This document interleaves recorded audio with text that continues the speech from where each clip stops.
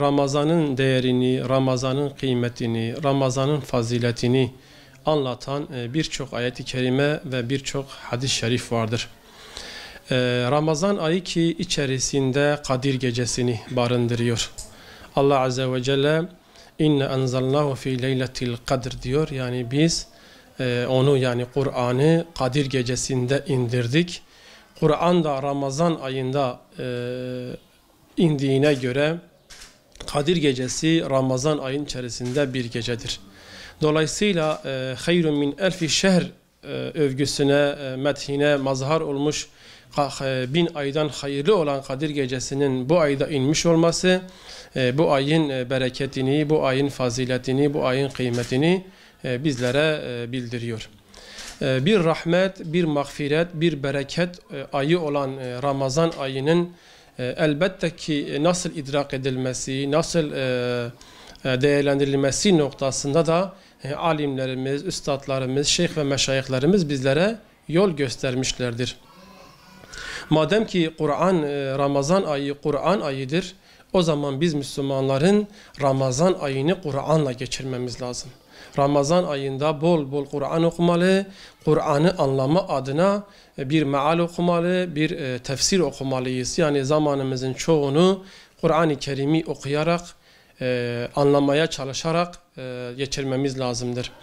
Ramazan ayı zikirle, ibadetle, taatla geçirilmesi gereken bir aydır. Öncelikle bunları bilelim ki Ramazan ayından gereği gibi istifade etmek Allah Azze ve Celle'nin bir mümine vereceği en güzel hediyedir. Bu kadar hayırlı, bu kadar bereketli, bu kadar faziletli olan bir ayın ibadetle, taatla, Kur'an tilavetiyle, Kur'an'ı anlama yönünde sarf etmemiz gereken çabayla, bunu anlamaya yönelik zaman ayırmayla bu gerekirken biz bugün Müslümanların, işte belediyelerimizin, başka kurumlarımızın Ramazan şenlikleri adı altında düzenledikleri bu etkinliklere katılarak o hayırlı, o bereketli zamanımızı bu tür yerlerde harcamamız elbette ki tasvip edilen, elbette ki kabul edilebilecek olan bir şey değildir. Bizler gerek duyduğumuz ve gerekse bazen de müşahede ettiğimiz durumlarda bu Ramazan şenlikleri adı altında yapılan etkinliklerin İslam'a uygun olmadığını da görüyoruz. Bazen sanatçılar getiriliyor, bazen ilahiciler getiriliyor. Fakat önemli olan şey ortamın İslami olmamasıdır. Bayanların, erkeklerin karışık olması, çok ciddi anlamda mahremiyet sınırlarının ihlal edilmesi, Ramazan'ın ruhuna aykırı durumların oluşması, bu tür etkinliklerin Ramazan'ın o manevi atmosferini, o manevi ruhunu öldürdüğüne, yok ettiğine şahit oluyoruz, müşahede ediyoruz. Elbette ki bazen saatlerce süren o etkinliklerde harcanan zamanı Kur'an'ı anlama, Kur'an'ı tilavet etme, Allah'ı tanıma, dinimizi öğrenmeye ayırırsak daha çok istifade edecek, daha çok ondan gereği gibi istifade edeceğiz inşallah. Onun için bizler Müslüman olarak Allah'ın da methettiği, Resulullah Aleyhisselatü Vesselam'ın da methettiği şu Ramazan ayının bu günlerini en güzel şekilde istifade ederek, en güzel şekilde değerlendirerek kendisini ihya etmemiz lazımdır. Dolayısıyla bizler de kurumların, belediyelerimizin ve diğer kurumların yapmış oldukları bu etkinlikleri yapmamalarını, bir mahremiyet ortamına aykırı olan, İslami bir ortama aykırı olan bu ortamların oluşturulmaması gerektiğini ve Müslüman halkın zamanını, vaktini o kıymetli zamanlarını bu değersiz, bu gereksiz ortamlarla harcamamaları gerektiğine inanıyoruz.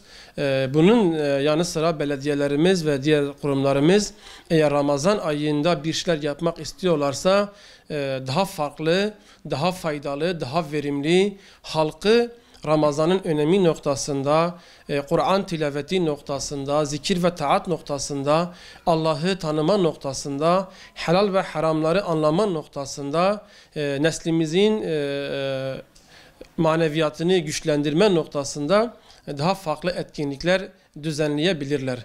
Bizler müşahede ediyoruz ki belediyelerimizin düzenlemiş olduğu ve çoğu zaman da gayri İslami ortamların oluşmasına sebep olan bu etkinliklerin Ramazan şenlikleri adı altında sanki Ramazan bir şenlik ayıymış, insanların eğlenmesi, gülmesi, zamanlarını böyle hunharca israf etmesi gereken bir aymış gibi bizlere lanse edilmesi, bizlere bu şekilde gösterilmiş olması elbette ki Ramazan'ın da ruhuna aykırıdır.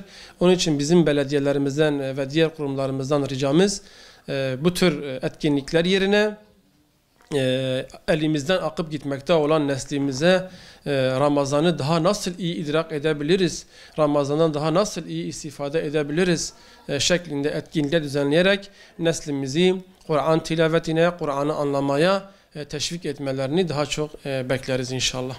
Ramazan ayı her saatinin, her saniyesinin, her dakikasının çok değerli olduğu bir aydır.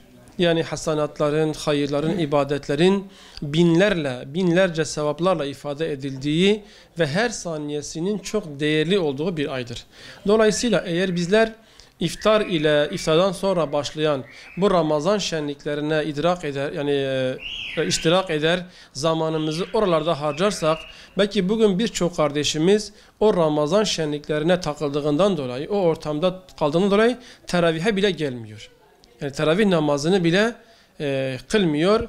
O teravihte olması gereken Resulullah Aleyhisselatü Vesselam'ın sünnet-i müekkedesi olan o teravih ibadetini kılması gerektiği saatte maalesef o eğlencelerin, o konserlerin olduğu yerde zamanını geçiriyor. Bu da ayrı bir sıkıntıdır. Dedik ya, hani her halükarda şu anda bizim müşahede ettiğimiz, görebildiğimiz kadarıyla bu Ramazan şenlikleri adı altında düzenlenen etkinliklerin dinimize de yeri yoktur ve hiçbir zaman ne bize ne neslimize de hiçbir faydası yoktur. Yani manen bize bir şey katmıyor. İlmen bize bir şey katmıyor. Ramazan'ın manevi atmosferini de bize tattırmıyor.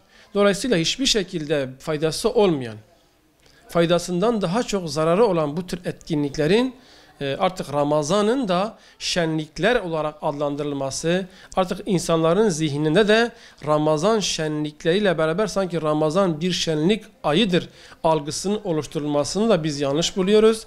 Başta yetkililerimizi, daha sonra da değerli halkımızı, Müslüman kardeşlerimizi bu konuda daha uyanık, daha duyarlı olmalarını bekliyoruz inşallah.